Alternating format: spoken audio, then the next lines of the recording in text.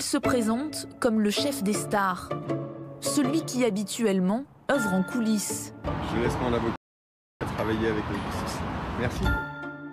Mais désormais, dès qu'il met un pied dehors... Est-ce que juste à un moment donné, vous allez vous exprimer sur le sujet, plus en... Oui, bien sûr. Mais laissez le temps aux choses. On travaille. Merci beaucoup. C'est lui qui capte toute l'attention. Christophe Leroy, au cœur de la polémique. Car derrière l'échafaudage qui se dresse actuellement devant ses fenêtres, beaucoup s'interrogent et se demandent ce qu'il s'est réellement passé. Le cuisinier a-t-il transformé ces derniers mois son appartement en restaurant clandestin? Son avocat dément.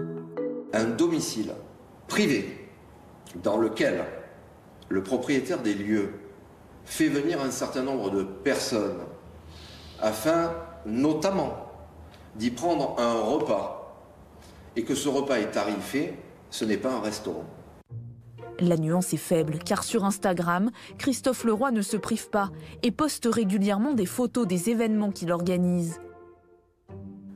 Les tables sont dressées, les plats préparés, les invitations envoyées. Nous en avons récupéré une quinzaine. Et à chaque fois, le nom du chef cuisinier est mentionné.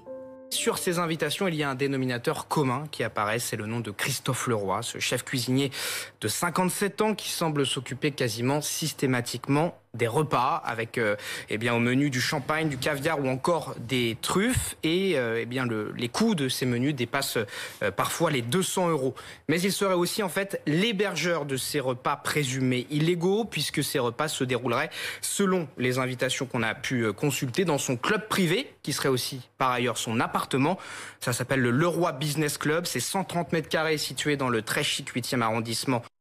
Nos confrères d'M6 avaient d'ailleurs pu infiltrer l'une de ces réceptions en caméra cachée. Les gens qui viennent ici, en fait, retirent le masque. Il y a pas de... Une fois que vous passez la porte, il n'y a plus de Covid. Donc les gens se sentent à l'aise. Quand c'est un club privé, les gens se sentent comme chez eux. Des repas organisés en pleine pandémie, au mépris des règles sanitaires imposées et du couvre-feu instauré.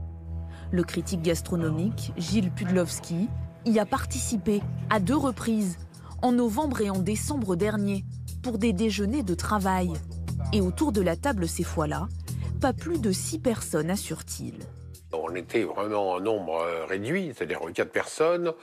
Ça avait un côté club, restaurant d'amis. Ça ressemble à un appartement bourgeois, haussmannien, je dis avec une belle entrée, un salon à gauche, une petite cuisine à droite. Une belle salle de restaurant, une salle de restaurant, non, une salle à manger avec une grande table. Une table à laquelle Christophe Leroy conviait des amis, mais aussi, comme il l'écrit dans ce message, des clients, auxquels il annonce le tarif, 220 € par personne, pour ce dîner du 1er avril, organisé au Palais Vivienne, chez son ami Pierre-Jean Chalençon. C'est d'ailleurs de là que tout est parti, et c'est parce que ces événements sont payants que le cuisinier pourrait être poursuivi. À titre purement privé, vous pouvez inviter des personnes chez vous. Il y a une recommandation de ne pas dépasser 6 personnes, mais ça, c'est vraiment une recommandation, ce n'est pas une obligation.